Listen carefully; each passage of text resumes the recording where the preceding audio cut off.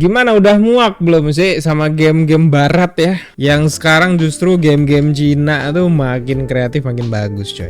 Terus kayak gue ngerasa makin kesini tuh makin ada yang hilang dan berbeda ya. Terutama di barat, bahkan Jepang ini udah kehilangan identitas ya.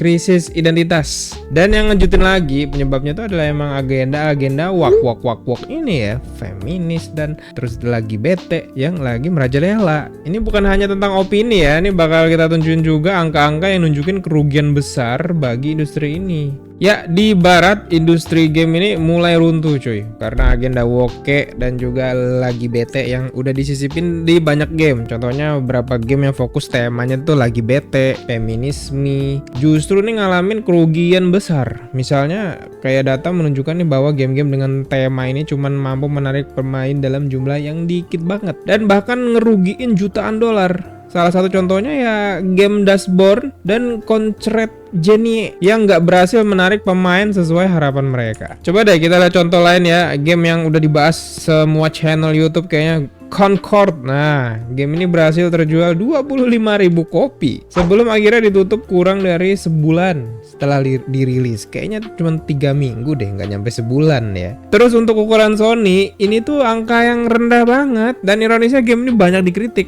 Game desain karakter yang dianggap memaksakan ya, agenda woke dengan elemen seperti pronoun dan karakter-karakter yang nggak menarik lah bagi kita cuy. Ya bisa kalian lihat sendiri, ini data penjualan Concord tuh udah hancur banget di laporan dari SteamDB ya. Gimana mungkin game yang digarap selama 8 tahun tuh berakhir dalam waktu kurang dari sebulan. Ini adalah bukti nyata ya bahwa pemain tuh nggak menginginkan propaganda di dalam game. Cuman info terbaru tuh yang anehnya nih, developer tetap bangga katanya udah menciptakan game dari game Concord ini. Dan juga ada user game ini yang bilang kalau orang-orang terlalu jahat ya ngebully game ini, padahal emang jelek gamenya. Tapi masalah nggak berarti sini ya, kan udah di barat tuh. Sekarang di Jepang, Capcom dan Nintendo ini udah nerapin juga loh elemen woke ini ke dalam game mereka. Capcom deh misalnya ya, untuk nerapin perubahan ini selama 4 tahun terakhir tuh mereka udah kerjasama dengan organisasi global untuk mastiin inklusi gender dan ras dalam game mereka. Salah satu contoh penerapan lagi bete dalam Street Fighter ya,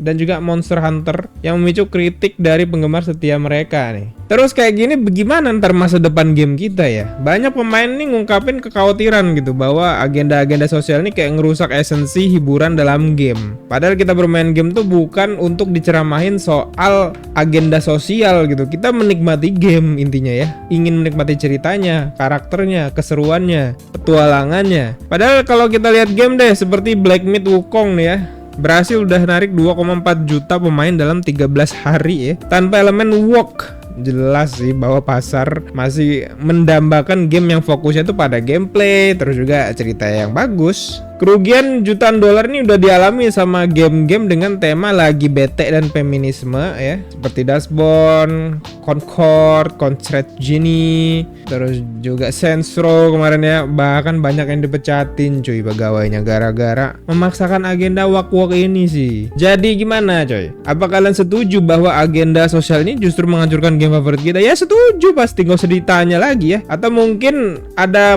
pandangan kalian yang setuju? Nah itu emang agak lain mungkin otak kalian coy. Tinggalkan komentar di bawah guys. Kita bakal bahas lagi soal industri game dan juga berita-berita hot selanjutnya. Emang wak-wak ini biang masalah